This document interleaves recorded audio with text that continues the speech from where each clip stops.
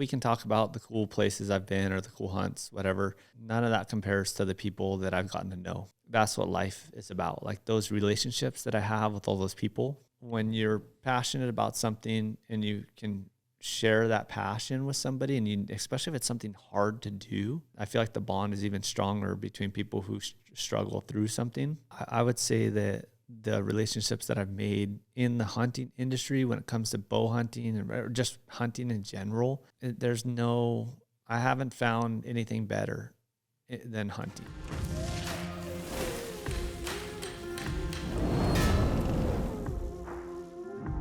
Okay, feeling it. All right. Well, thanks for joining. Thanks for being here. Thanks for having me. It's been a little bit crazy. I apologize. It's been hectic since you've been here. I don't think so. Maybe that's how I assumed it would always be. Yeah. But maybe it's not as hectic. Well, it's I'd prefer to just be able to go hang out and go screw off, but I kind of did that for the last 5 days bear hunting with Derek Wolf. So that's right. Come home and trying to unbury from emails and texts and get ready for tack. So It's kind of cold here. Are you freezing to death compared to Hawaii? I got a couple layers on. Yeah. I don't know what the deal is. It's like supposed to be summertime, and then this week got cold. Yeah, it's called Montana. It's like you get all 4 seasons every month, it seems like. What Josh is telling you is don't move here to Montana. Stay in California. Don't move to Hawaii either, right? It's kind of terrible there. Yeah, you can visit, just don't forget to leave. Yeah. Dude, we went to Maui this winter, and I told my wife, I'm like, I want to travel to the other islands first because I don't want to just fall in love with the first thing that I go to. And it's easy to fall in love with any place that's warm when it's February here and snowing, or March, I guess we went. But man, it was so nice over there. It's just so nice. Yeah, it's a beautiful place to live, beautiful place to grow up. Growing up there, you don't really know how good you have it until you leave. Yeah. Move away, leave, and then especially living through winters, you realize, man, I got to get back to that. Yeah. To the islands, And then when I had my daughter, that's what really, really kind of like brought me back home, made me realize, we're already home when we had her, but made me realize that I didn't want to leave. And that's where I wanted to raise my kids, Yeah. I always tell my kids that with Montana, that same here. They don't really realize how good they have it. Like, get off school and go out for a hunt, right? Or Hank like literally takes his bow and walks back behind the house and hunts, or goes fishing. The hiking you can go do, riding motorcycles or 4-wheelers, like all the things that you get to do that kids in big cities, don't even know exist, don't have the opportunity to do it all, and I'm sure the kids that do know it exists, like they get to do it maybe one time every couple of years on like a family vacation. It's hard to truly actually appreciate where you're from until I think you're about 30 years old. You start to realize how good you had it, Yeah. Especially when you're in a place like Hawaii or a place like Montana that's so unique and special. Yeah, I'm glad you guys went. I'm glad you got to enjoy it. Hank, he's afraid of sharks, huh? Yeah, he's kind of like his dad. He likes his feet on the ground, I think. Yeah. It's funny because like you go to Hawaii and then there's people that are like asking you about grizzly bears and the fact that like you just have bears and lions walking around in the dark, and you like walk to the barn in the dark, and it's like, yeah, it's no big deal. And then you guys like, I'm like looking at where you guys are out surfing and swimming, and I've watched National Geographic, and they talk about how far away you can hear, a shark can smell blood or something, and it's like, damn, you guys are crazy. Yeah. Not to mention the power of the water. I'm actually more fearful. I'm not really that fearful of sharks in reality. Yeah. But I have a healthy respect / fear for water, the power of water. Yeah, it's funny, like when you're younger, you kind of get used to getting beat around in the water, and you kind of learn how to go with it, but you definitely learn a really healthy respect for the water, and it can beat you up when you least expect it, and especially in the waves and everything, and it's fun though. Yeah. It's interesting you say that because like I find myself fighting it, right? And Yes. like I think working way too hard I actually learned a little bit this time to relax better and allow, like, I couldn't believe how much more buoyant the salt water was than like swimming in a lake in Montana. Yep. Like So, where I swam this year in Hawaii, like as far away as I got from the shore, like I honestly don't think I could do that in a lake in Montana. But the buoyancy was like kind of amazing. yeah, definitely more buoyant. That's just 'cause of the salt, right? And then as far as like, you just learn where the power of the ocean is, especially in the waves. You learn where to be and where not to be. What do you mean? Well, like when a wave is coming in, right? You kind of can sense where it's going to break at, and when I mean it's break, the swell's coming in. Then at a certain point, when it reaches shallower water, it kind of folds over itself and kind of unloads all that power. And if you're in the wrong spot, you're gonna get drilled. Like if you ever seen that movie North Shore, Yeah. it talks about, it's like, when the wave breaks here, don't be there. And that's because like you're gonna get drilled. So all that energy is just folding over itself and just pile driving into one spot. So you're able to read it. Like honestly, surfing has been one of the hardest because I grew up skateboarding and all my friends surfed and I just didn't have the patience for it. So I kind of learned it at an older age. Oh. And it was one of the harder things to get used to just because a lot of it has to do with reading the ocean. Like if you, any real good surfers, they can look out at the ocean and see this swell coming and they already know where it's going to break, how far out you got to be, how far in you got to be, depending on how shallow the reef is. Different breaks are different, but once you learn that, you kind of keep yourself out of the danger zone. Okay. And then it kind of becomes a little bit more easy. And when that wave's coming in and breaking, if you are in that bad spot, sometimes you can get underneath it. And when you're just swimming, if you're not surfing, you're just swimming, you could swim underneath that and stay out of that power and then just pop up out the back. And if the wave's coming in, you can't get out far enough to be able to get underneath it, you kind of go back in a little bit, let it disperse its energy. And then by the time it hits you, it won't be so bad. You talk about the reef. That was the other part of it, was like getting slammed down into that reef. I mean, that shit is unforgiving. Yeah, I mean, it's razor blades, basically. I mean, it's so sharp. Like, people come from other places, California, whatnot. You're used to be able to put your feet down on the rocks. When people come to Hawaii, I tell them at all costs, do not touch the reef at all costs. So when you're coming in and like when you're getting out of the water and it's shallow enough where you can stand up, I basically float on my belly as shallow as I possibly can. And then when it is time to finally touch the reef, what you don't want to do is you don't want to slide once you're putting pressure down on it, because then that's basically like cutting your feet, right? Yeah. Or your hands. So I put my hands down first, get stable, and then put my feet down. When I put my feet down, I make sure I plant them. And then from there, you kind of walk yourself out. But yeah, it's just, I mean, coral, and the big one also is these tube worms that they grow in like this calcium. They build this calcium around them. But basically what happens is the top of their little home gets crushed in, and then it just basically makes these little knives that stick up. Oh. And then if you step on that and you slide your feet, it just slices right into your feet. And then of course like sea urchins and stuff. Well, too. so that like, was the other thing I was going to say. Like we're looking, we don't know what anything is, right? Yes. So we're just assuming that everything kills you, and like we see all these little splines sticking up on everything. Yeah. And it's like they look sharp. I don't know if they're soft or not, but they look sharp and they look like they would hurt like hell. Yeah. So like we're like trying to somewhat walk around, or because there were spots you could get out there and kind of like stand up for a second if you needed to like fix something, and you're probably supposed to stay off all that stuff. But yeah, definitely. Like you can kind of kill the reef, right? You kind of kill the coral by stepping on it. yeah. There's certain spots where it's like sandy, or you can tell the reef is dead, even though there's some stuff living there still. I mean, at all costs, you should not stand on the reef. Whoops.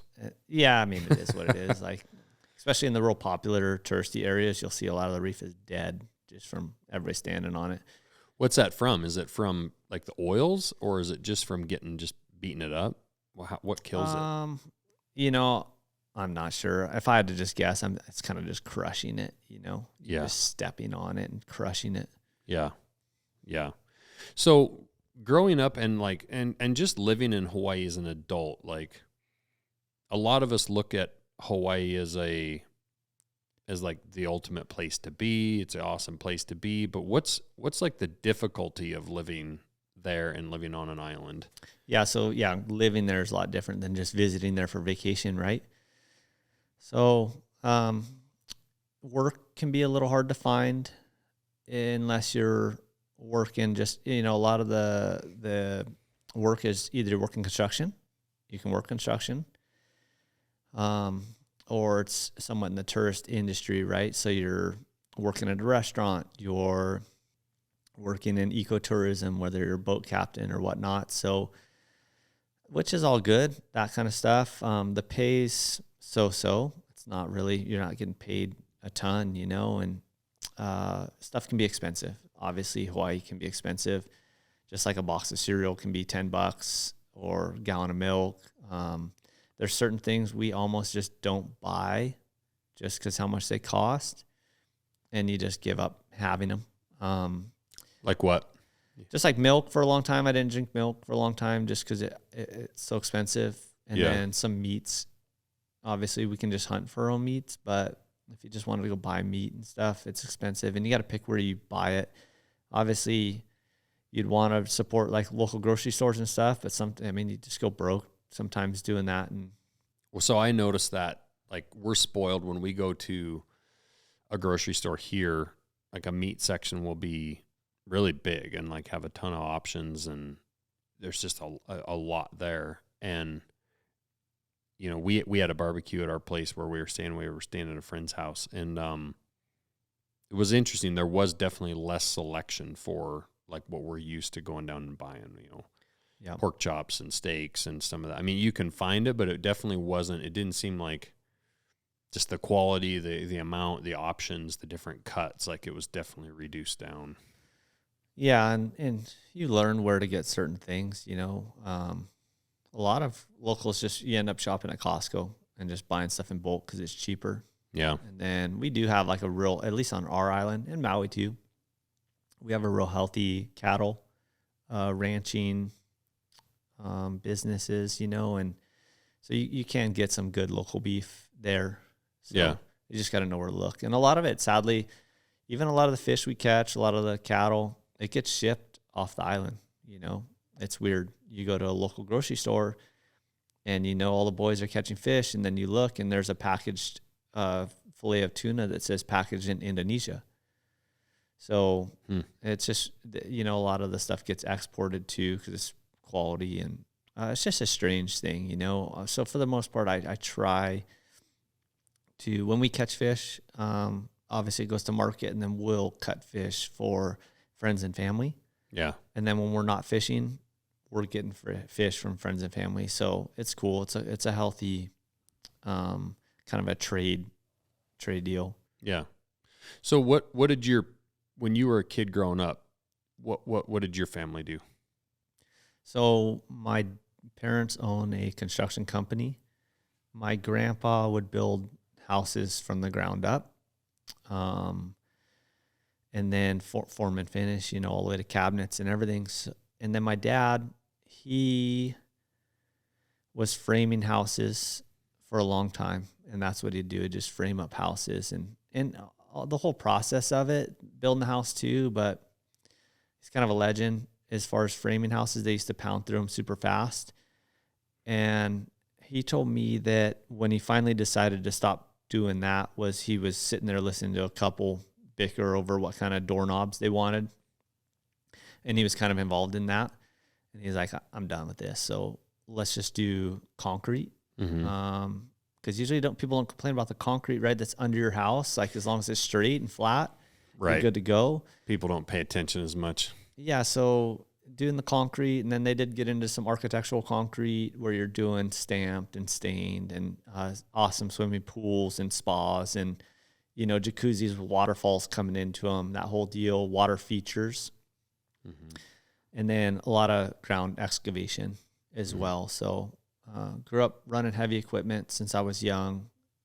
Used to just, I was asking, what's fun is I was asking your daughter, Sadie, I was like, hey, how's your dad? Does he pay you well? Is he like fair? Because she's down there working right now. And she was like, yeah, same. And when I was young, my dad would be like, hey, go do this and I'll give you like $6 an hour, or $8 an hour. Because if you don't do it, then I got to pay that guy $20 an hour. And they just tell you right to your face and you just be like, wait a minute. Like, it doesn't make, and then you're like, oh, whatever. Like, go work. And so my parents were a little bit the opposite, where they figured they would rather pay their kids and have their kids save money. But we never got like a, what do you call it? An allowance. Like, they weren't going to just hand you money. But my parents would rather pay you and pay you well to help you earn a savings and get a savings instead of giving you money, but make you earn it. But if anything, I was probably overpaid a little bit when I helped in my parents' excavation business. But when I was actually, my dad would kind of actually argue that and say, like, well, the good thing about like when he had me working for him in like junior high and high school is like I kind of knew what needed done. I was no risk. I wasn't, going to sue him or all this other stuff. But I also like knew the process. I knew the job. A lot of that training happened as I was a little kid, like all the way through. And so by the time I got into high school, I would take a dump truck and a backhoe like one direction and go do something. And my dad would go another direction. Like I would like do a job.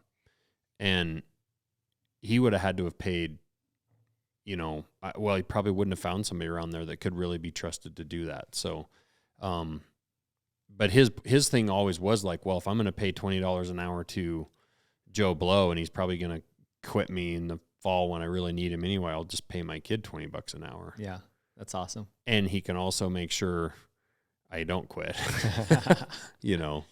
So that's tough. Like my kids, when they work in the shop, they actually don't, like Sadie had to come meet with Andrew yesterday because she's not supposed to really start until next Monday. She was supposed to be at basketball camp this week, but she hurt her shoulder and she had an MRI yesterday. And so she missed this camp. And so she's here this week. And I was like, well, if you want to start, you should go talk to Andrew and see if you can. But she had to go talk to Andrew because technically all those employees downstairs work for Andrew. Yep. But she had to go talk to him about it, make the plan, that whole 9 yards. I don't want my kids to get special treatment, but I also don't want them to get unspecial treatment because they're my kid. Totally. So they're starting their wage just the same as if I hired, Joe Blow off the street. Yeah, and they're doing the same quality of work, if not better. They have that that personal connection to it. Yeah. I like it. Yeah, so just grew up like similar to you, running excavators, backhoes, whatever, just getting put on jobs to do that. Yeah. And then, middle school, early high school, they started planting coffee as well. We had a ranch property that he had bought, and it's pretty far up in the hills. Like, it used to take about 2-3 hours to get there. He rallied some of the neighbors together to pave the road to go up there, so it's quicker. So you get up there a lot quicker, and then he just, I don't know what the itch he had to plant some coffee, but planted some coffee, and it did real well and won some awards. And then that kind of like just snowball effect, that whole business.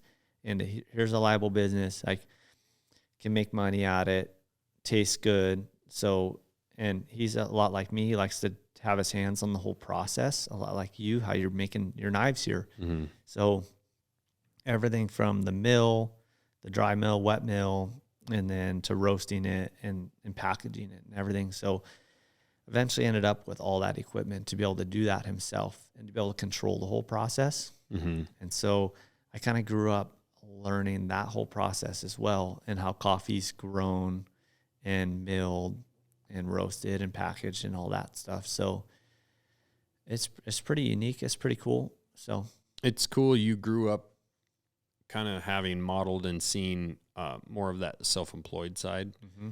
Like with what you're doing today and whatnot, you're also trying to make it in your own like self-employed type way instead of just the 8 to 5 day job down at the docks or whatever.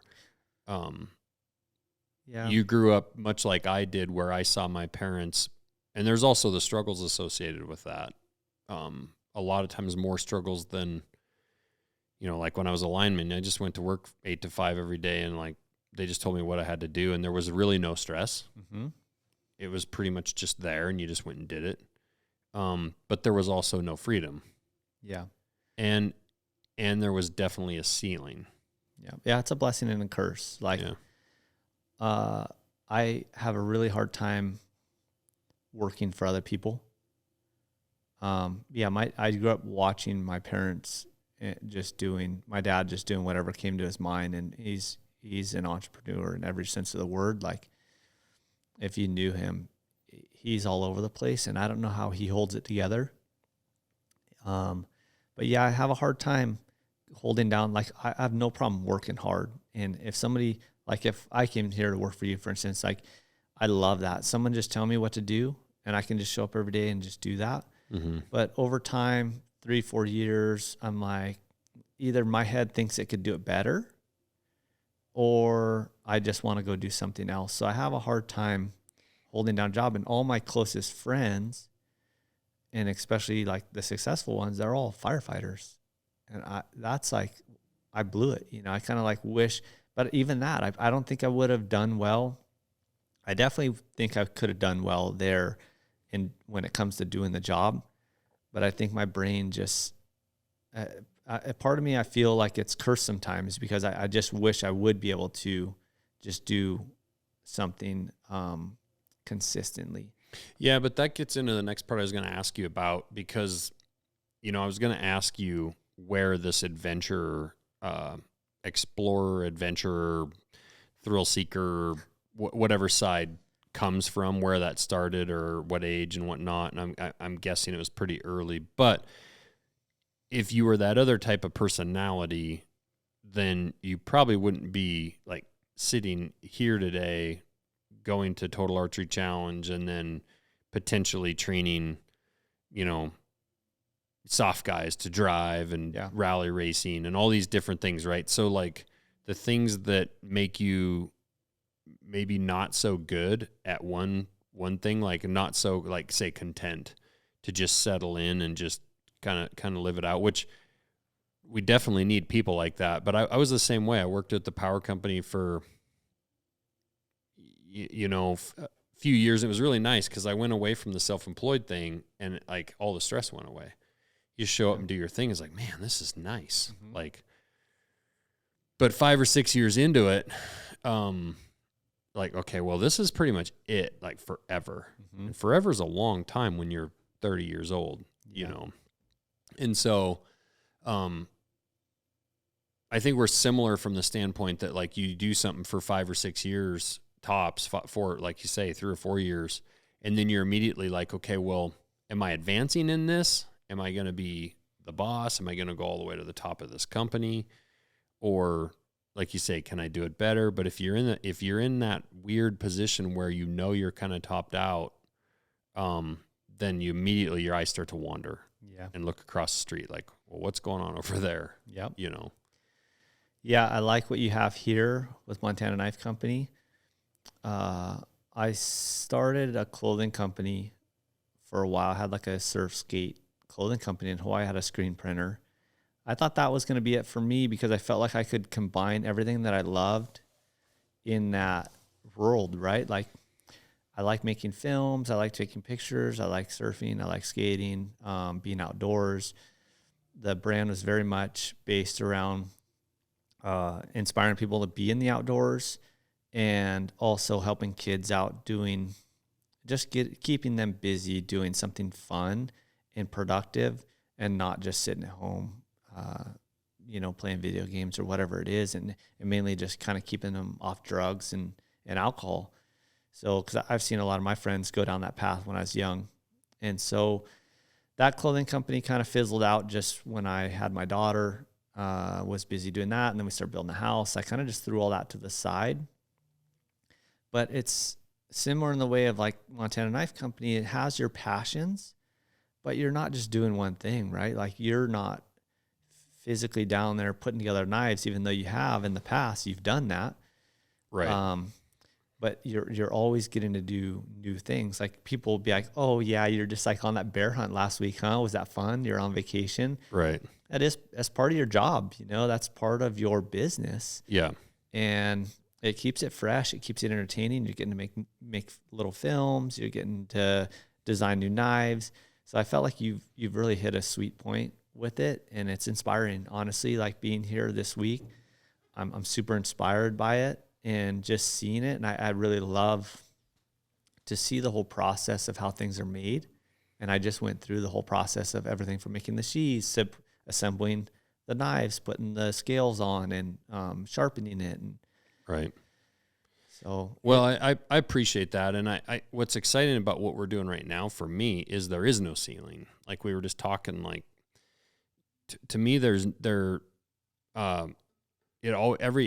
month that we go by here, it still just kind of feels like the beginning because there's so much that we're trying to work on. I mean, I was just on a call. You were probably kind of overhearing some of it, but like all the design stuff that we're trying to work on for next year and all the little changes. And then there's all the new stuff we're trying to do. And that's the part about running your own business is if you're really super actively trying to grow, there's always that excitement, always that push. And there's never that like, well, this is it. Like nothing really changes from here. And then every day I'm going to go into work and someone's going to tell me what to do. It's definitely not that way. I wonder for you though, because we'll get into like all the stuff that you do, but like where did this sense of adventure, the skateboarding, the biking, all that stuff, where did that start? So, I mean, my parents obviously introduced me to a lot of things. And one thing with my dad, he's a strange, now that I'm a dad, there's definitely things that I'm trying to do a little different, but like I'd never knock him for the things that he did well. And one things that he did well is he gave me the opportunity to learn, whether it was the tools that I needed to do something. He wouldn't necessarily sit down and tell you how to do it, but he would definitely give you the tools to sit there and oh, you need to work on that car. There's the tools over there.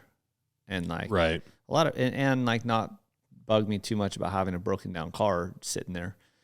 So, I would say, I mean, my first real sense of freedom was skateboarding. I mean, that's my first love.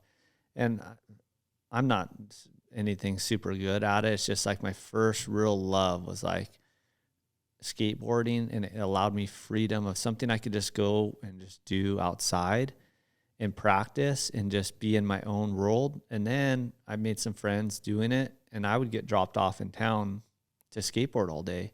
I mean, I could never imagine letting my kid do that. Yeah. But I mean, 10, 11 years old, just dropped off in town. No cell phone. No cell phone. Yeah. No, I mean, it's crazy. Like, we'd be stealing stuff from stores. Like nothing crazy. We wouldn't be stealing like gold chains or anything. I was like stealing sodas and stuff. Yeah. Like, cause I'm thirsty. Yeah. So you learn a lot of street smarts and like a lot of survival through that, and running into homeless people and, people getting in fights and stuff like that, riding through traffic and stuff. So you learn a lot of street smarts. I'd keep like a Taco Bell cup in my backpack, and I'd go get free refills whenever I wanted. Yeah. You knew all the like homeless trails that go to all these different spots. And, but it was like a sense of freedom, and it's good and bad, because for me, it was great. And I've seen a lot of kids though go down the wrong path with it, because it was like, nobody's watching us. Let's smoke some weed. Right. Let's drink some alcohol. And then stay in that rut into their like actual adulthood. Oh, absolutely. And, it's weird, because I grew up, my aunt and uncle were alcoholic cokeheads. Mm-hmm.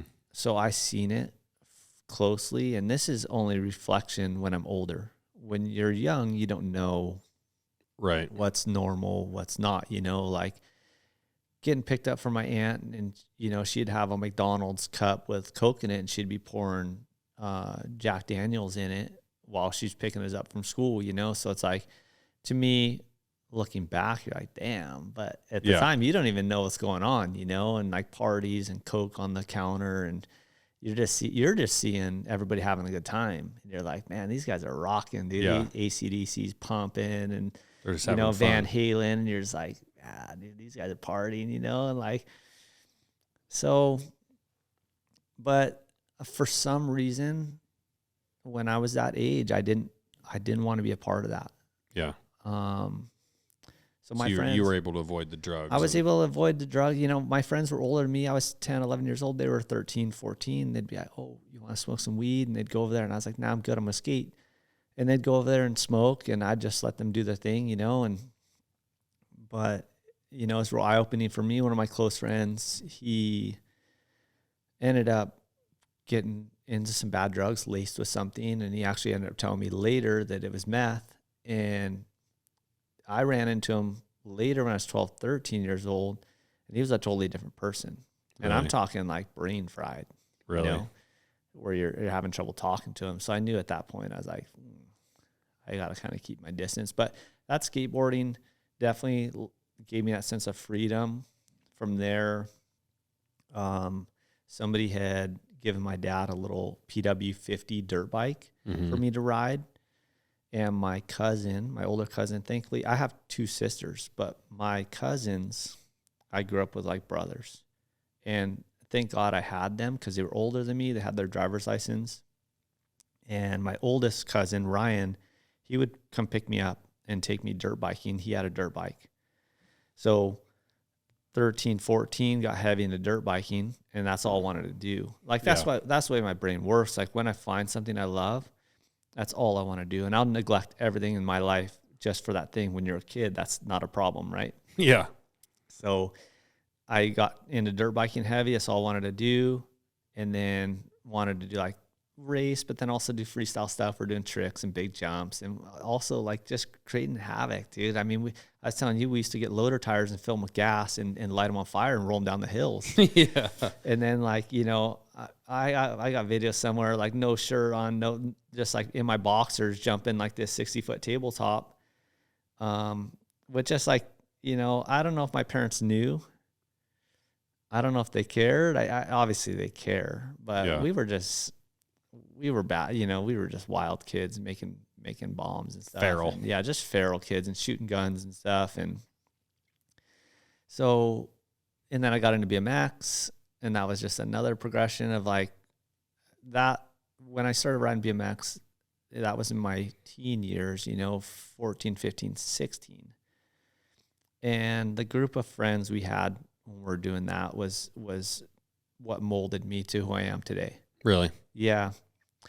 I learned a lot from those guys, and like the things that we did together and the brotherhood that we had.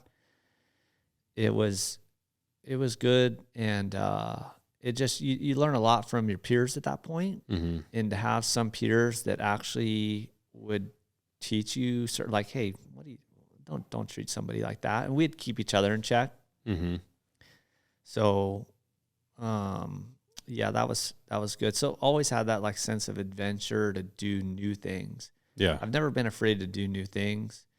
And then also, like, thankfully my parents took us to travel every once in a while. We'd go to the mainland and do stuff. So always knew there was something bigger out there. Living in Hawaii, it's easy to be stuck in Hawaii and just like not know what else is out there. But knowing that there was more out there, you know, I think we went to Pismo Sand Dunes or Glamis, and just to see that whole world and all the big dune buggies and off-road trucks, and just know that there's that kind of world out there to one day go adventure. Right. Was huge. So you're at, when you get out of high school, were you working on the coffee farm? So through high school, just being a punk teenager, working here and there, whatever jobs I needed to do. And then it's I'm lucky that the way things worked out is that Volkswagen came to Hawaii they sponsor the Ironman World Championships, because that's Okay. we have the triathlon there, Yeah. and they have the World Championships. So Volkswagen sponsors it the one year, 2003, maybe 2002. I'm still in high school, and they had the new Touareg, which is like an SUV, and they wanted to build a course with some humps and bumps to let people drive these new cars and show them that it's like an off-road thing.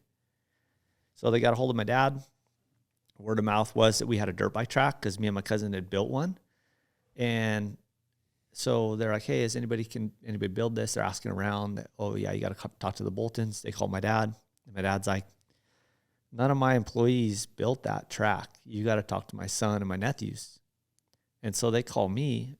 And at this point, I think I was 16.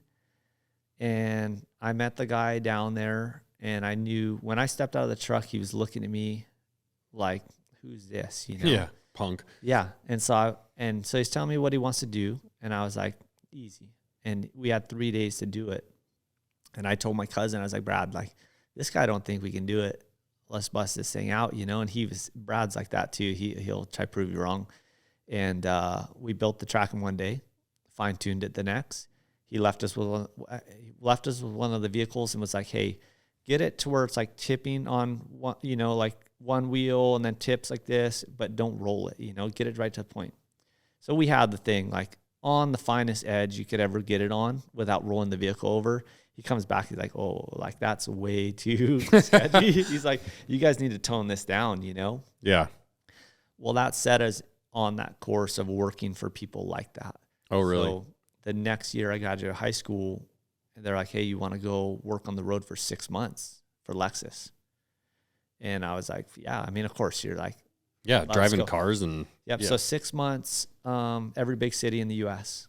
Basically started in Southern California, went up the West Coast, went across to the Midwest. And what were you doing? Building tracks or Yeah, just? so my cousin got hired, he's a little bit better equipment operator than me, and he was older than me. So he got hired to run heavy equipment and mainly just a loader and build these tracks. And all it was like these big humps and cross bumps and little berms, nothing too crazy. Right. Then I got put on helping the rest of the crew, which were building a bunch of road courses too. So you chalk lines in parking lots, put cones down, and you build these little courses through the parking lots. And then you got to prep the cars. The cars all got to be clean. They got to be put in position. There's kind of a lot that goes to it. So we traveled the U.S. And on that trip, that was like my first real job. I met what now is my wife, because I was working with her cousin. But we did every big city in the U.S. New York, went down to Miami, and then over into Texas. We finished in Texas. So we did this huge loop. So I got to see a lot of the U.S. right out of high school. Yeah. And I'd never really been to the East Coast. So I got to see a lot of that, see a lot of the inner cities and see how that is. But we had also adventure too that's when you start appreciating where you grew up. Oh yeah, for sure. Yeah. Just in those cities too. And so being able to travel like that for work and be comfortable in any situation, like I'd just go take my skateboard and go skate around the cities. And I knew, like, just from early childhood, just if I'm skateboarding and I don't look like I have a lot of money, nobody's going to bother you. You know, if you're a punk, usually the punks leave the punks alone, right? Like, yeah. So if you just look like a hood rat, nobody bothers you, and you can just go through and do your thing. And so that kind of set me on a path of being on my own a little bit. My cousin was on those, so me and him were pretty close. A lot of those jobs, they didn't want to fly you back to Hawaii. So I was couch surfing anywhere I could. So I got used to just staying at other people's houses. My aunt and uncle lived in Burbank. Okay. So Burbank, California. Yeah. I'd stay there a lot. We eventually ended up moving to Gardnerville, Nevada, which is by Lake Tahoe. Okay. So that's where we kind of settled down at. My close friend is I grew up with him in Hawaii. He ended up moving there, and he's a firefighter now. And just kind of started using that as a home base. And that's kind of what brought me out of Hawaii, was that work, and then finally finding a place to live up there. And that's me and my cousin. We're riding dirt bikes and stuff at that time. And we're like, let's race. Let's start racing off-road. Yeah. because we had been to a couple races and we had built a couple trucks. So, and that's actually metal fabrication stuff for me started when I was 13, 14 years old in Hawaii. My two cousins wanted to build full-on pre-runner trucks, long travel suspension, roll cages, like full-on roll cages, like hole saw through your cab, put 1.5-inch tubing through into your cab and weld it all together. Yeah. So we bought a tube bender, a Miller welder, and a plasma cutter. Really? And remember I talked about my aunt and uncle being cokehead alcoholics? Well, because of that, my two cousins were living with us. So my room that I had when we moved in this house, I was like, oh, I got this awesome room. And then it's like, oh no, your two cousins are moving in. Yeah. So basically my room got 2 more beds in it. Yeah. One snores, one wheezes, and I was like, I ended up sleeping on the couch a lot in that house. But so we started metal fabricating. I learned from an early age, just having our own stuff right there out the back door and just getting to build their trucks and have fun doing that. So that's how you ended up building in your race trucks. Yeah, so we ended up building a truck and a Class 7, which is a mid-size truck. So Tacomas, Ford Rangers.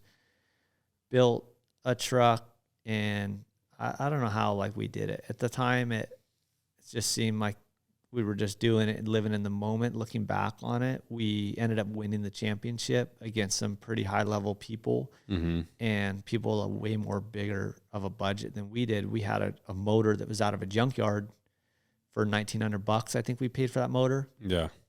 And bone stock, had headers and intake on it, but didn't do anything to the motor. There was people with $50,000 motors that we're racing against. And it was painful because on the big flatbed, like dry lake beds, you'd get smoked. Our truck would maybe do 90. Right. And these guys were doing over 100 and they just blow right by you. And there's no skill in the that technical driving stuff. The technical driving, we found quickly that our dirt biking skills transferred to trucks. So you could kind of ride the corners similar. You could read the terrain, know if you had to jump over something or if you had to slow down. Right. A lot of that is just finishing the race. Yeah. Thankfully, since we built the truck, we knew every piece of it. So, yeah, that's what brought me to the mainland racing. And I don't know, whatever my passion is, I just find a way to make it happen. And I don't know, I just feel lucky to be able to do that. Yeah. But it's not without its work, Right. Where was your wife from when you met her? So she grew up in Fountain Valley, California, moved to Miami because her family's Cuban. Like her dad swam to Guantanamo Bay. Wow. So they've seen communism, right, at its truest form. They ended up, he had a body shop in Costa Mesa. So she grew up in California, moved to Miami because that's kind of where all the Cubans end up, down there and speaking Spanish down there. Yeah. It's crazy. First time I went there, go to the store and I had her godson translating for me because nobody spoke English. But I love it, big family culture, real similar to Hawaii. Is her dad still alive? Yeah. Yeah, he's awesome. Is he? Yeah, you'll meet him one day. He's awesome. It always blows me away. I always tell my kids that whole part about feeling lucky where you grew up and stuff. Derek Wolf and I actually talked about it. Derek had a very, very hard upbringing, very, very rough, but, not great parenting. Pretty much lived on his own after he was 10 or 11 years old, couch surfed. But we talked about that. A lot of professional athletes that make the pros actually have really pretty awful childhoods. And so they devote all their time and effort into the one chance they have that they perceive as their chance is sports. And we talk no matter how poor and how bad you have it in the U.S., you're still in the U.S.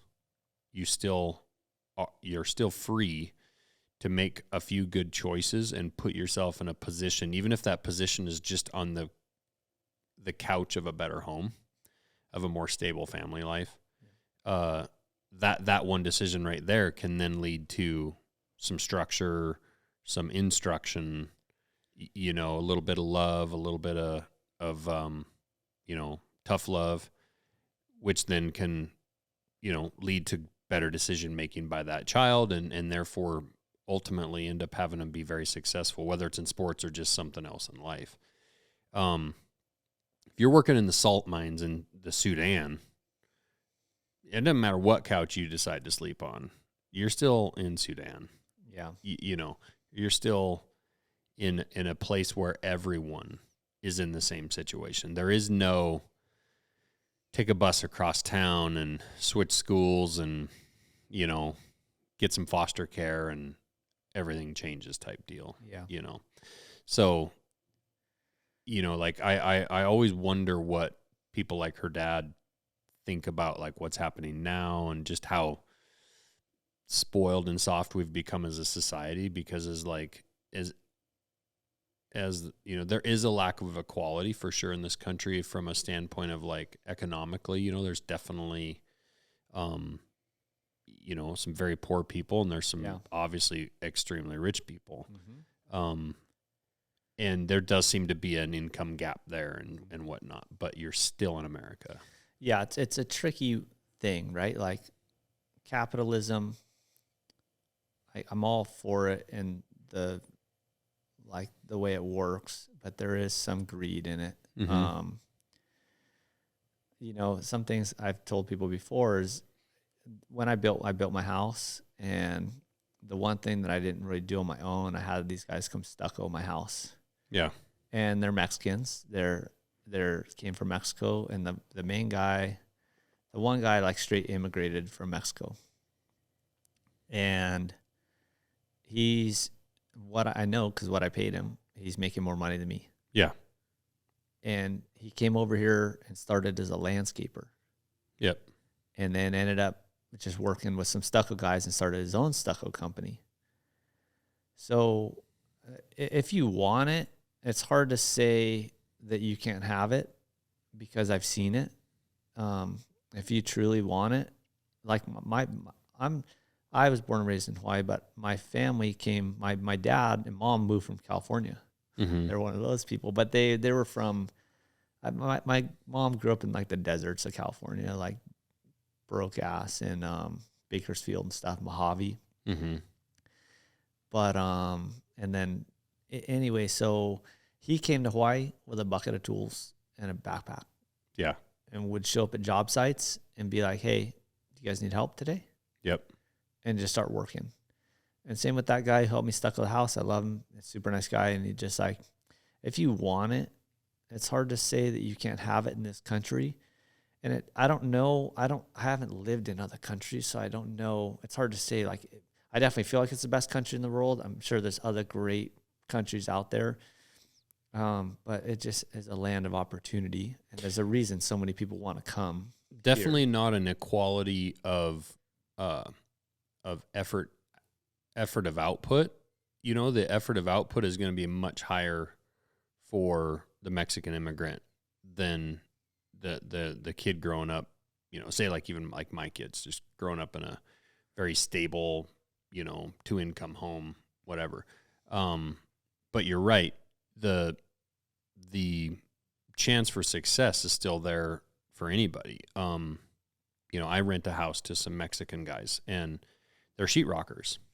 And frankly, just like the stucco guys, and you see a lot of those Mexican guys, whether it's in, you know, concrete work, excavation work, roofing, sheetrocking, insulating, like all those jobs, the only thing that they all have in common is that kids like mine don't want to do it.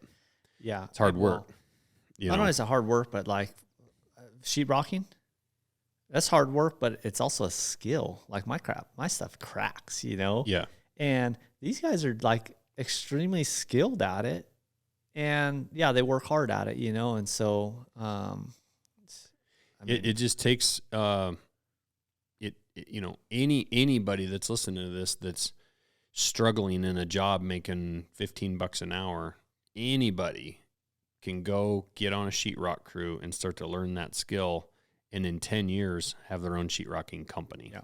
And have people working for them. If you want to put in that amount of work and effort, it's that's where the separation though is. And a lot of that separation, much like the professional athlete, you know, generally the white kid that lived in the house that's making $150,000 to $200,000 a year, isn't necessarily going to be the kid that makes a defensive lineman in the NFL compared to the kid that's couch surfing that's got maybe one parent if they're lucky and they're desperate, right? Desperation is what drives a lot of people because it's, even like with that sheetrocking, right? Like that Mexican guy's not going to come in here and get an executive job or a job in an office somewhere or whatever, but here's a bag of tools and that guy can work his way into, I mean, the guy that's the head Mexican of the house that I rent, super nice guy. I want to say now he rents like 5 houses around Washington, Idaho, and Montana, and he has Mexican guys in every one of them. Yep. And he came from Mexico himself. He's bringing these young guys up all the time and putting them to work, and he's built himself one hell of a freaking company. Yeah, and people might get mad like, oh, you guys are stereotyping people, and we're not. I mean, it just is like I've worked with them hand in hand. I've done jobs worse than them and been paid less than them. And when I say them, that could be any ethnicity. And of course, like if I was Mexican, or I'd want to be hanging out with my home, all my guys too speak the same language and everything. Like people get too touchy in this country, right? And they get weird when you start talking about ethnicity and all this stuff. And it's like, it just is what it is. And I got no hate for it. It's actually funny. It's actually quite the opposite for me. Like respect. Yeah. So I had some white people apply for renting that house. And they were on unemployment, and which isn't necessarily, that's not a judgment, but like they were unemployment, but I could tell in the conversations with them, frankly, they were lazy pieces of shit. They really were. They were bags of shit, and I could tell they were going to be a problem. Yeah. And I also worried, like, are they going to be able to pay rent month after month? Yeah. And then I had these guys come look at that house the next day after those guys. These guys actually couldn't really provide some of the background information check stuff. Like they had IDs and that kind of stuff. And you can get into the whole border crisis shit. And I agree with a lot of it. But fact of the matter is they were here. They had IDs that they were given. Do I agree with the way they get them and stuff, with the way the government hands them out? No, but they're here. They're standing in front of me. They have IDs. They have an entire Ford van full of sheetrocking tools. They're covered in sheetrock from head to toe. They had just come from a job.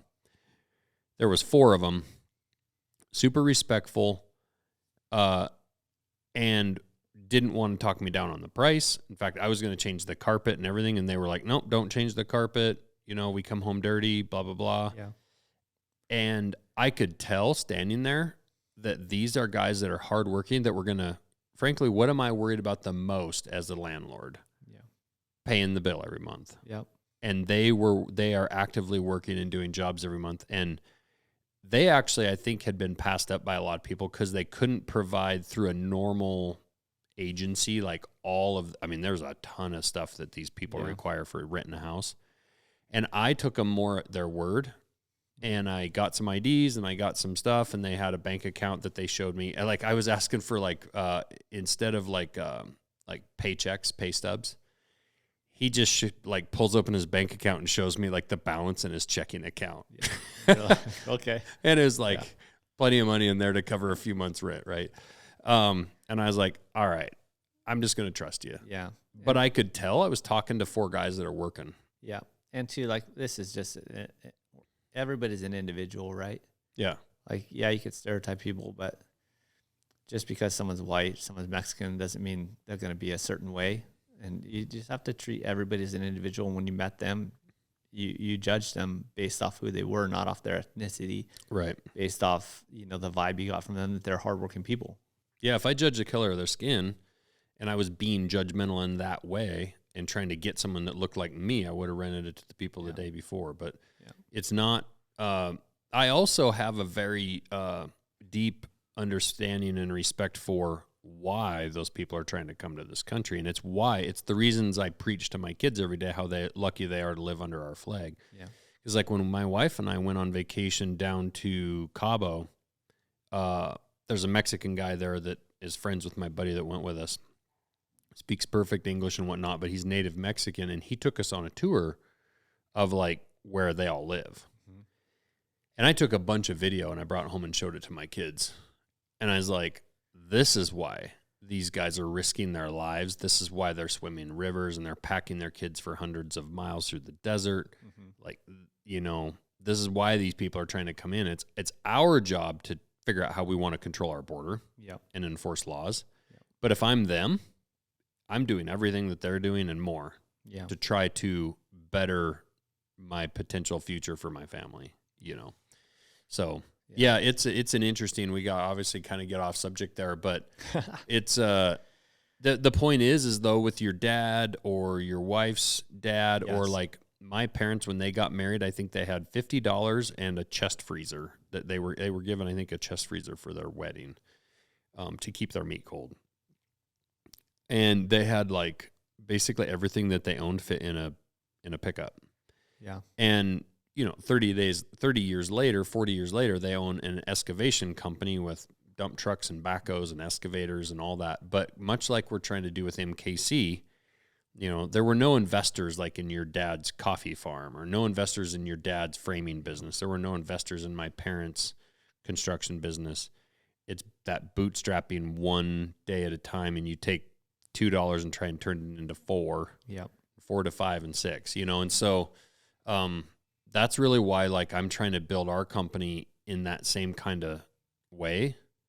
'Cause like, that's the way I kind of saw modeled, that I know if you stay consistent and work hard at it, it's over time, it pays off. Yeah. Yeah, I do. I see that now too with MKC and how it's growing. I love that. And it's been similar for me. Like, I don't have one job, right? But all those jobs that I've done leading up to this point have led me to the position I'm in and have allowed me to do the things that I do. Had I not done all that stuff in the past, all those weird jobs that I've done, I don't think I'd be able to be doing the things that I do now. Well, they make the unique, interesting person today that you are. Like, the reason you're interesting to brands that you're working with or supporting you and vice versa, the reason you're interesting is because you are multifaceted. Yeah. And it's because you can, if you're making some content or you're doing something, you can do something in the hunting space, in the fishing or diving or surfing space, you know, the off-roading space. It's a very, like, following you on Instagram and seeing everything that you do and some of the things you've done with, like, Sornex Outdoors. It's, you know, with Toyota, you're a fun and interesting follow because, like, you never not quite, like, sure what you're going to get. Like, one day you're walking across the bottom of the ocean floor with kettlebells, and the next day, you know, you're hunting elk in Colorado. Yeah, thank you. That's just my ADD. So, yeah, I mean, I appreciate that, Josh. Well, that ADD, though, that's an interesting thing. Like, have you ever actually been diagnosed with? No. So a lot of people that are diagnosed with it and medicate for it, I actually think they're high achievers, are hindering themselves 100% in their potential. 100%. I don't think young boys, especially boys, I think this is my opinion, and I'm going to probably piss people off that are medicating their children with Ritalin right now. Yeah. But I personally think I was that kid in grade school that really did not do well sitting in class. Yep. Like, I almost flunked kindergarten.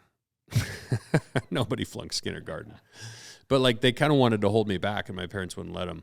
I always just wanted to be outside with my backhoes in the dirt or on my bike or on my motorcycle, playing baseball, working for my dad. Like, I never wanted to be in school really the entire time, and I barely got good enough grades to keep my parents just off my ass. Yeah.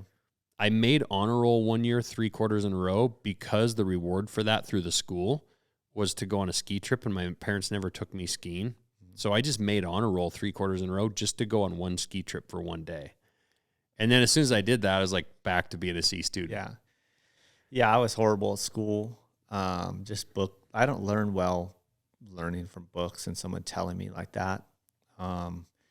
The most wealthy person I know personally that I've hung out with, hundreds of billions of dollars, dropped out in 10th grade, ninth grade. I think ninth grade. My dad dropped out in like 10th grade. I'm not saying you should drop out. I'm just saying that there's certain people that learn different ways. And ADD kids definitely, obviously there's some medication out there that some people need, but for the most part, we're very quick to jump on like, oh, medicate them. Yeah. And my daughter's very high energy, and she could have easily been diagnosed with ADD and stuff. Yeah. Like they could easily put her on some medication just because of how high energy she was. And it just needs to be nurtured. Those kids just need to be entertained, sadly, a little bit more. You need to put more effort into them sometimes. Yeah, it requires more potential work from a parent. Yep. And so for me, thankfully, I just had things that I was interested in, and I've always been like that. And I like doing a lot of different things. It just keeps it entertaining for me. Yeah, and to me, it's medicating someone because I'm not sure who came up with this. It's medicating them to literally medicate them into a state where they conform to society. Yeah, it's out of convenience for you. I feel like, well, yeah, I always try to preface it like, there obviously is some kids maybe need it, but it's like if you're a teacher and that kid's being a pain in the butt and won't sit still, that's hard for a teacher. And and he probably just needs an ass kicking. Yeah, that too, probably. And that's part of it. My wife and I have actually kind of like debated this because she was a teacher, and she does say, and I do think she's right. She does say there are some kids that are chemically definitely imbalanced, and they need a little bit of help. I think there's definitely, and I don't know what comes from that, if it's a genetic thing, if their parents, sadly, there were times where I think parents had done, partaken in activities when they were pregnant that affected the baby. Yep. So maybe you have an overly hyperactive child that needs some medication, right? It's kind of like antidepressants for someone who suffers from depression. Sometimes I think there's other ways that can be treated, but then sometimes medication is actually the thing that's correct for that person. With children, what I saw a lot with being around my kids and being around a lot of their friends over the last 10 years in school, and I coached all their sports. I coached my daughters. I coached my son. Most of the time I felt like that kid just needed his ass kicked. Yeah. And frankly, he just needed more direction from the time he was 1.5 and 2 years old and 3. Yeah. And by the time he was 12, 13, he's an out of control little bastard. Yeah. And the answer ended up being to put a pill in their mouth. And yeah. I personally, that's my personal belief. And I think instead kids need more tough love and more effort and less, here's a video game or a cell phone. Yeah, totally. To keep them preoccupied. Like, parenting is hard and it takes a lot of work, and it requires you sometimes stepping away from what you want to do and pay more attention to what needs to be done with that child. But I think that investment of time is ultimately paid back tenfold. Like, I think you end up with better kids, more successful kids, and frankly, that's what our world needs. Yeah, and you got some good kids. I've had a chance to kind of hang out with them, and well-behaved and respectful. I appreciate it. It's weird because I grew up getting spanked and stuff, and then since I just have one daughter, right? And my wife never wanted me to hit my daughter, obviously. So we kind of took a little different approach of just tough love, but definitely like you weren't getting away with anything. Like, she doesn't get away with anything. Right. And if we threaten something, we make sure to follow through with it. That's where I see a lot of people fail. Yes. And all I can do is just focus on my own thing. And, my kid, I love her to death. And the proof is kind of in the pudding. She's a good kid. Yeah, I know it. Like, when people hang out with her, she behaves herself.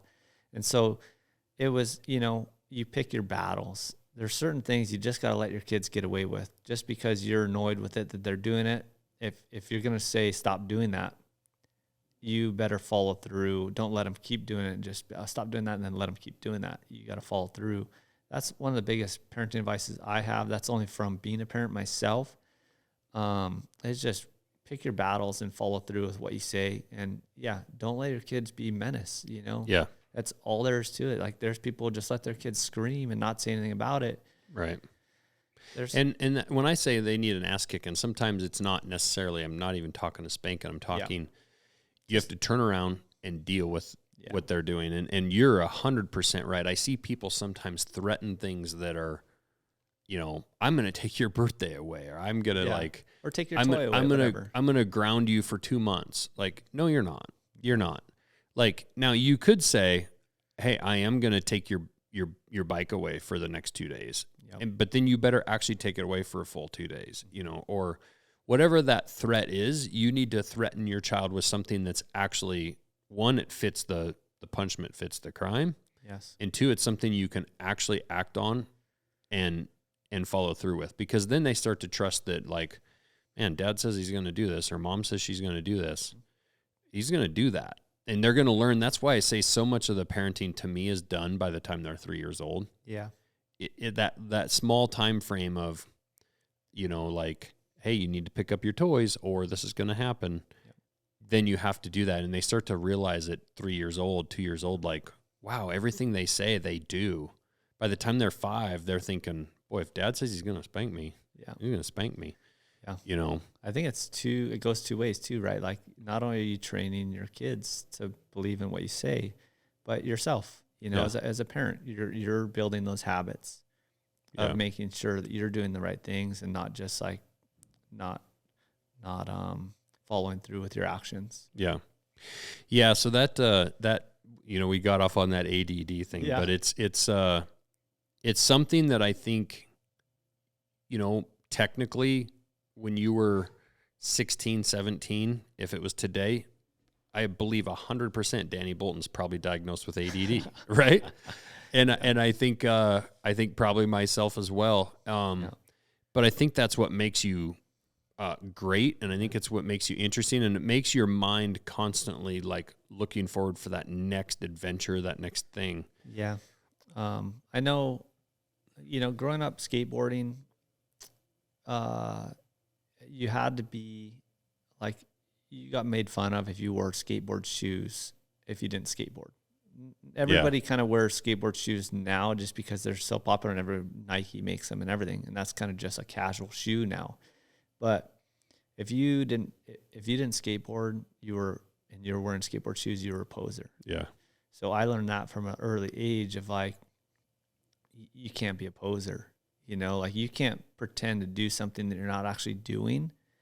So everything I've always done, I've tried to be authentic in what I do. You know, if I'm going to come across as a bow hunter, I better pour my heart and soul out into it and know that I'm able to do what it is when it comes to bow hunting. Well, and I've seen you. I mean, how long have you been shooting a bow? 2014. Okay, so 9 years. Yeah. Like I've been to Winter Strong at Sornex's farm, Bert Soren's farm, and you know, watched you be the captain of teams multiple years in a row, go and shoot and win those competitions or place highly. Like here, shooting out here at 100 yards, you know, dropping dime after dime after dime, like that kind of stuff. The only way that happens, there's certain things in life that you do that you can't fake. Yeah. Like if you stand there and someone shoots a tight group, time after time after time at 100 yards, the only thing that tells me is that person put a lot of work in to get to that place. Like they shot a lot. Yeah. It can't be faked. And it's clear that like everything that you do, you definitely like you do to the fullest degree. Yeah.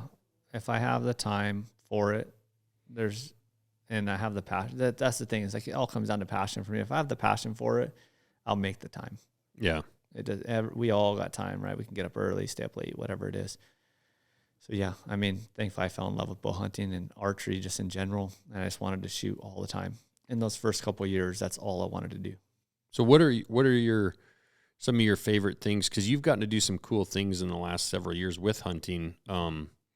Like you just shot with Ranella, right? Meat Eater. Mm-hmm.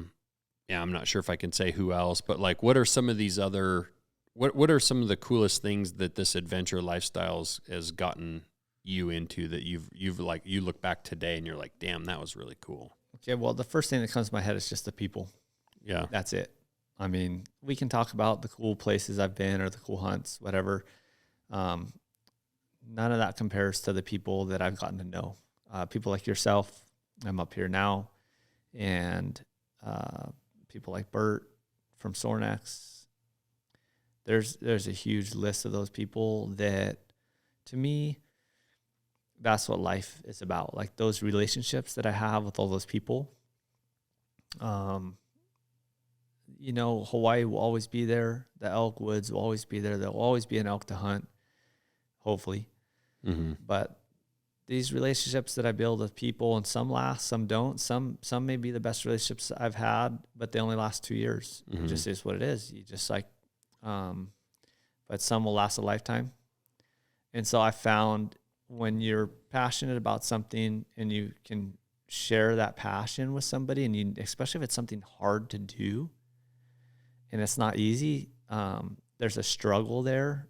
I feel like the bond is even stronger between people who struggle through something. So I would say that the relationships that I've made in the hunting industry when it comes to bow hunting or just hunting in general, I haven't found anything better than hunting. There's spearfishing, which is amazing. Free divers can be a little odd. Knife making is awesome. Knife makers can be a little odd. Yeah. There's something about hunting and being out in the outdoors, and just, I don't know what it is, but it's been the one thing where everybody I meet, for the most part, is authentic. And those that aren't authentic, it's all good, whatever, they just do their thing, come and go. But there's something special about the hunting. And the first thing that comes to mind is just the people that I've been able to meet and hang out with. Yeah. People like Steve, with Meat Eater, everybody's going to have their opinions about Meat Eater. And, there's a lot of politics behind that. I don't know. I don't really dig too deep into that, but I've spent time with him at his home with his kids, and I've been on a hunt with his kid, and it's just like, when I see people when I see you playing with your kids last night and they're like trying to tickle you and stuff, and like that kind of stuff is special to me. And someone could be amazing at skateboarding, spearfishing, hunting. They could be entrepreneur who's worth billions. If they don't have the family side, it just doesn't even, I just don't even look at them like they're worth much, It's like, cool, you have this great business, but you're this delinquent father.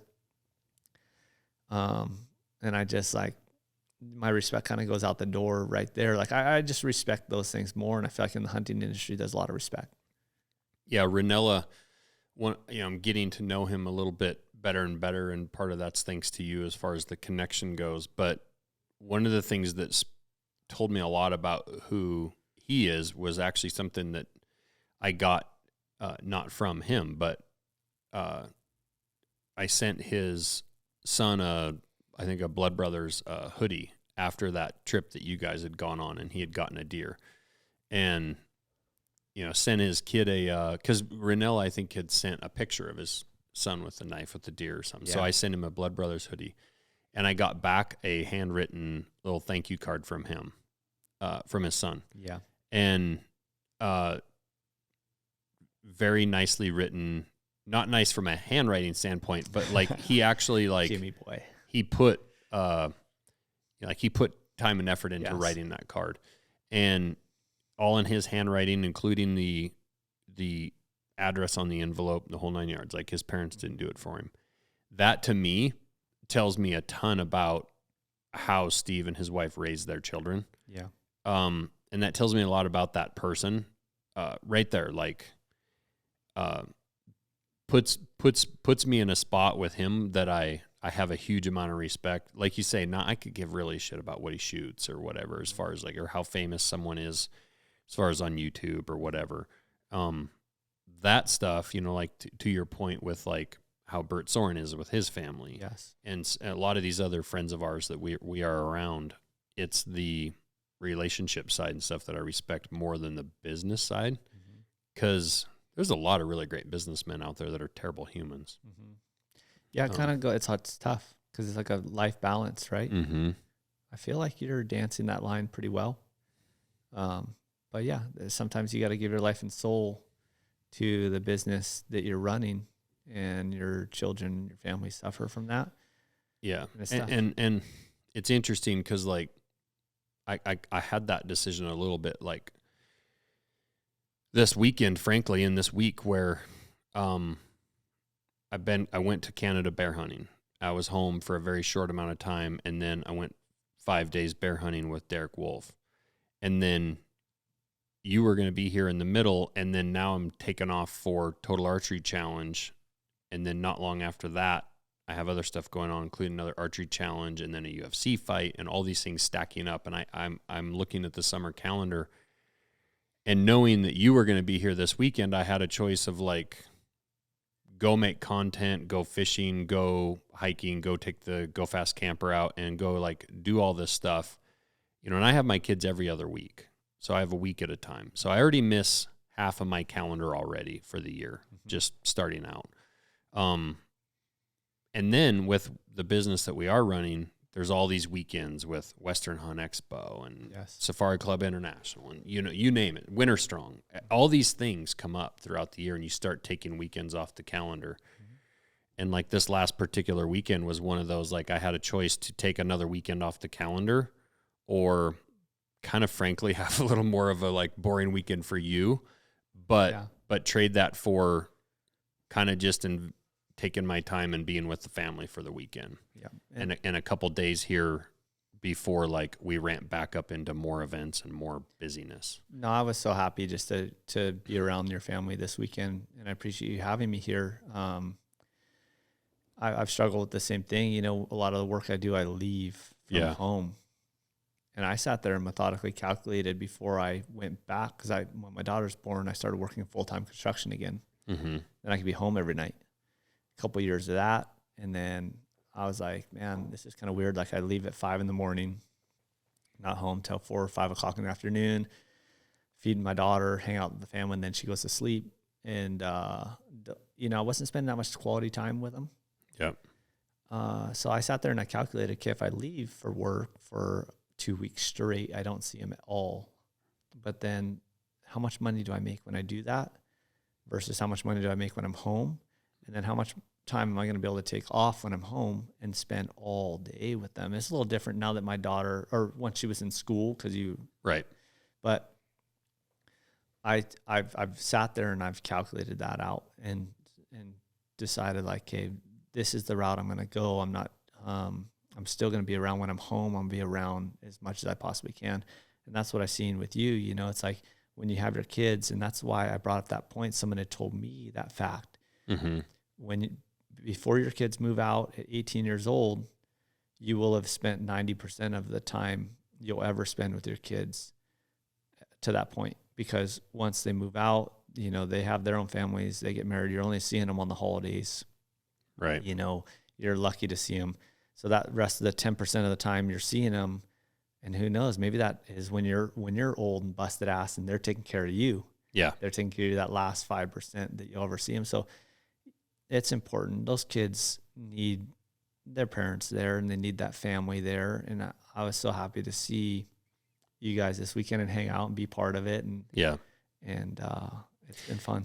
And it's cool. The one thing with like you and I are similar from the standpoint that back when I had that lineman job, I was home every night. And like you say, there's kind of that like 2 hours a night type deal and that you get. But, you're gone for quite a few weeks in a row here this summer, but you also have something that you would never do if you were working a construction job where like when your wife and daughter show up here in a couple weeks and you guys are going to go off on an adventure for like 2 weeks straight, 3 weeks, 3 weeks straight. And those kind of adventures, and similar with what I'm doing with MKC, like whether it's taking my wife or daughters or Hank on a hunt or taking a family vacation, like we did last year, and going up into Canada and fishing and doing that kind of stuff. Like you go these long stretches where you're gone a lot and you are missing a lot of stuff, but then you can put something on a calendar that when you're working just a regular day job, you really can't. You know, like if you were working just construction in Hawaii, you probably wouldn't be spending 3 weeks in Montana and Canada. That's hard to find that time off. Mm-hmm. Yeah, and if you do, that's all your time for the year. Mm-hmm. You know, so it's a weird balancing act, and it's like you're measuring time versus quality time, experiences versus just hours and time. And it's tough because when they get to that age, I mean, you see with what we're doing with our kids and stuff right now, like you have them, but then they're so busy doing their thing. Yeah. They're gone a lot. You know, Sadie should have been gone this week. Next week they're gone a bunch. It's a tough balancing act with the calendar, you know, and all that, but yeah. So what things do you have coming up that you're looking forward to, and what are some ideas, some things you want to do? Do you have, like, you're always, like we say, you're kind of bouncing from this one thing to this next, this adventure. What are some things that trip your trigger right now? I'm trying to, so I've somehow slid into the hunting industry and figure out how to somewhat be able to pay some bills with it. Mm-hmm. As strange as that is, but I'm trying to find a balance for myself to be able to do the things that I love. And I know, much like skateboarding, hunting, and spearfishing will always be something that I'll always do no matter what. Yeah. No matter if I'm getting paid for it or not. The off-roading job that I do, which is training the soft community, off-road driving and mobility and recovery on how they can get their vehicles unstuck and how to fix them and things like that. That's been amazing because their mindset is very similar to ours. And I can relate to them because we both leave, basically get deployed. They get deployed. I leave from work. I'm away from my family. It's so easy to relate to them. Mm-hmm. And to be able to teach them something that I know takes effort, but it's just something that it's so easy. It's mm-hmm. like I just can show up to work and I have all the tools that I need. You know, obviously we have tools in the truck and stuff, but like skill wise, it just like I'm not having to learn anything new, but you're still learning when I am learning something new out there with them.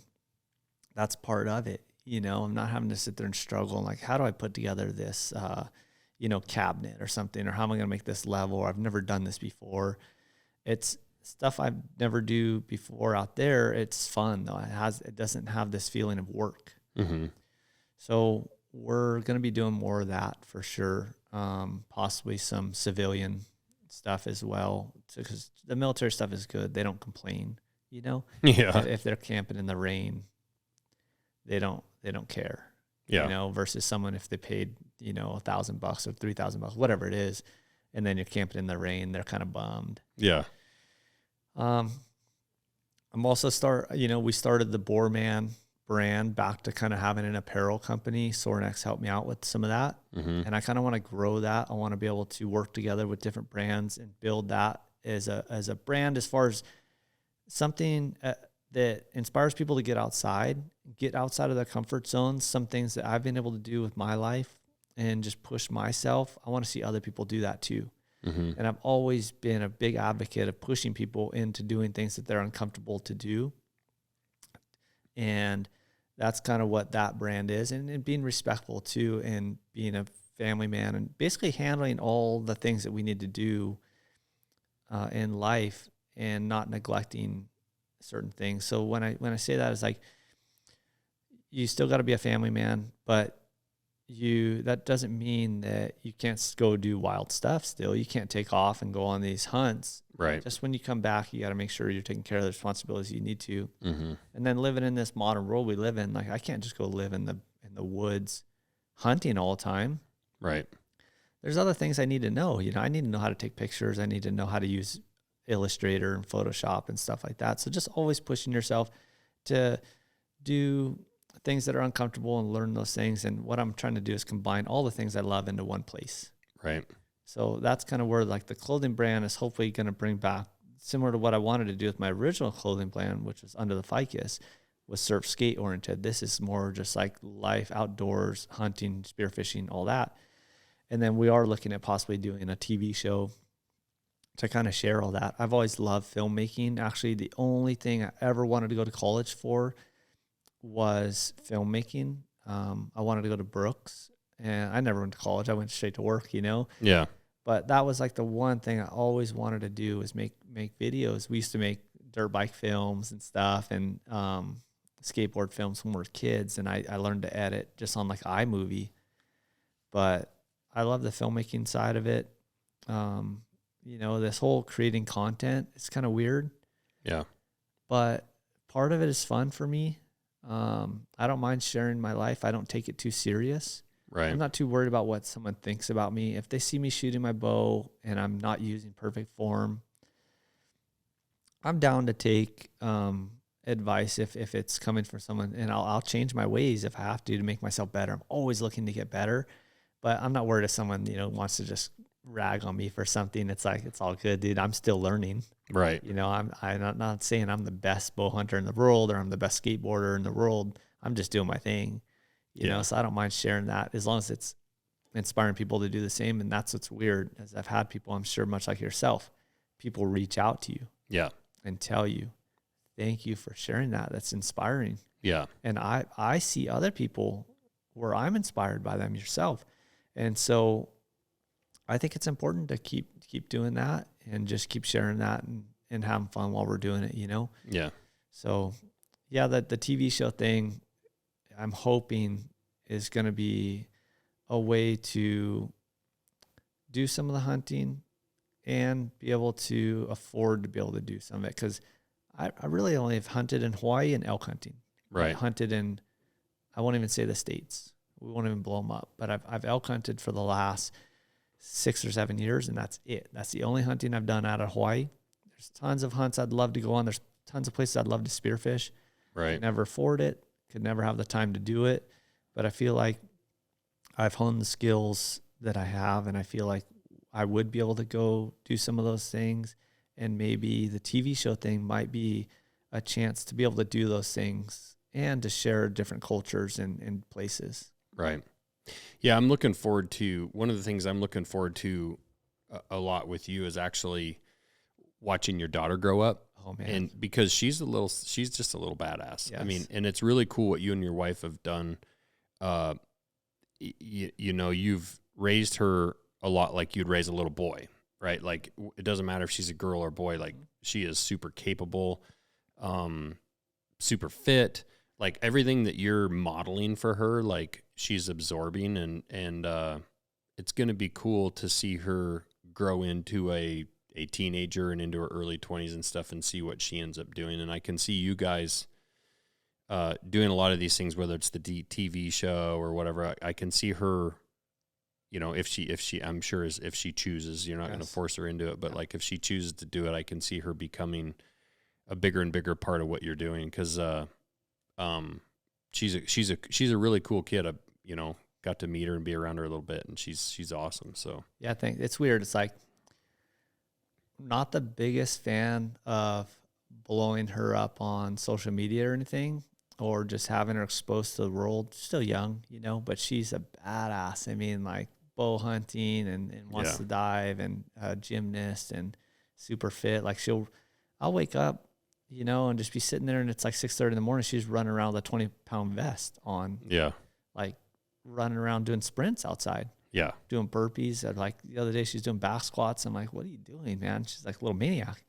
It is a weird thing as a parent. Like I actually struggle with that a little bit too. Like how much do you share and not share? Yeah. And I finally just got to the point where like I share, I figure you can be absolutely nobody and your girl just walking to school, and there can be creeps around. Yeah. So I have them keep their accounts private. Yeah. So you can't get somebody being too creepy and creeping, and because I can really control what I put on my Instagram. Mm-hmm. My couple of my younger kids, Hank and Macy, both have to approve anything that they want to post through me first. So I have to see it. Mm-hmm. And because I also tell them that's their business card for life. Yeah. Like frankly, when we get resumes now, like I don't even consider hiring somebody until I see their social, because that really, you can lie about whatever on your resume, but you can get a really good feel for what a person is like through their social media channels, you know. And so, and especially if they're trying to get scholarships and stuff like that down the road, like I know for a fact, we've met a friend through Sornex that works for the Green Bay Packers as a coach, and those teams pour through those players' social medias, you know. One of the TV shows I just did with a real high profile chef, they had to scroll through mine. Yeah. And, I mean, I post some wacky stuff on there just 'cause I think it's funny. Like, I find social media for me is a lot of humor. Like, I'll look at all the memes. I love that. I love the internet, and I'll just crack jokes and stuff. But some people, like my wife, sometimes like, are you going to post that? And I was like, yeah, because to me in my head, it's funny. But yeah, when it comes to kids, it's, I try to keep her off there. I do post some of her because I love her to death. Yeah. You know, I love sharing it. Well, you're proud of her. I'm very proud of her. But I've had people think that I should post more just because it is an inspiration to fathers on how we're raising her. So maybe that time will come. It's weird. So it's a little different with a girl. Yeah. You know, the girls are different. I have one friend who his son is a professional surfer. Mm-hmm. And a lot of that is his surfing. He speaks for himself with his surfing. But the social media and Instagram and YouTube and stuff, that's all tools. Those are all part of it. Yep. Those are all part of it. And if you're making a living at something you love to do, and you've already started that career at 15 years old, 14 years old, and that kid's going to travel all over the world and see all these places, and already is, man, how could you deny giving that kid that gift? Yeah, that's actually what I've told my kids, and I've told Hank and whatnot. If you ever want to work in the outdoor industry and stuff, like you're actually starting to build a little bit of a resume now as a kid, because down the road you can be like, hey, 10 years ago I was doing this, and I was only 14. You know, but it can also work against you if you look back and your Instagram is full of a bunch of trash. But and it is weird with daughters because, like, you know, if we're at the lake, or you in particular where you live, in Hawaii, half the people live in a bathing suit most of the year, right? Yeah. So it's you do have to be careful about like the pictures you put up, like with us on vacation or whatever. You're trying to make sure you're putting stuff up that it's like you say, especially with girls, where it's unfortunate, but it's kind of the way the world is. But yeah, it's a strange thing. I've struggled with it for a long time. I never took social media serious. Some people can easily make a living not doing it. You know, I could just go work construction, not post another thing in my life, right, and make a living doing it. I'm not saying it's making a living for me now, but I've lost jobs over it. Right. I've had automotive jobs come up, and they ask to see your social media, and then I find out later that the people that got hired just had a bigger following than me, and that's why I didn't get hired. Right. I'll never go chase the following. It's what you see is what you get. Right. And but it's a strange thing. Yeah. And I'm happy where I'm at. I just don't care much, but I care enough to see, not only share the things that I do just because maybe it'll inspire someone else to do the same, and then also some of the brands that I work with. Mm-hmm. Okay, so like knives are cool. Trust me, they are amazing knives. But like I'm not very picky, but to know for a fact that if these brands do well and they sell their product well, then my friends get paychecks, right? And they get to feed their families, and they don't have to go do a job that they don't want to do. Mm-hmm. They don't have to go work at McDonald's or something. So that's the way I look at it. Like the more backpacks we sell for this company, or more, kettlebells we sell for Sornex, I look at all the people that I love in that world, the family that's there, the people that work here, all the people that I've gotten to know downstairs. Mm-hmm. I know for a fact that I want people to work in a place like this. I want them to be able to go shoot their bow at lunchtime. I want them to be able to sit next to each other and make knives and be able to joke back and forth with each other about how their day went, and for them to enjoy that. So that's where my drive to push these companies comes from. I never want to be a salesman, like, oh yeah, look at this knife, it's the best knife ever. You're never going to buy it. That to me, I can clean an animal with a butter knife. Yeah. I can sharpen a butter knife and clean an animal with it, but they are amazing knives. I just love to see the people, and that's where I really get behind it, is the atmosphere and the family that's behind these businesses. Right. No, it's awesome. Well, speaking of shooting bows, it's about lunchtime. We should probably maybe get out there and shoot a few reps. We got a couple of our shop employees were trying to sight their bows in this morning. Yeah.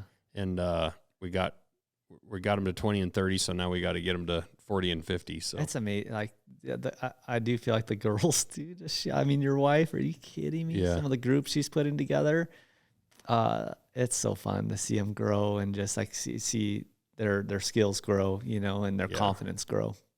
Well, I appreciate you helping out with that, and it's been fun hanging out and looking forward to TAC. So yeah, TAC's gonna be fun. Yeah. Thanks for having me here, and we'll keep doing good things. You know, I love it. I love to see it.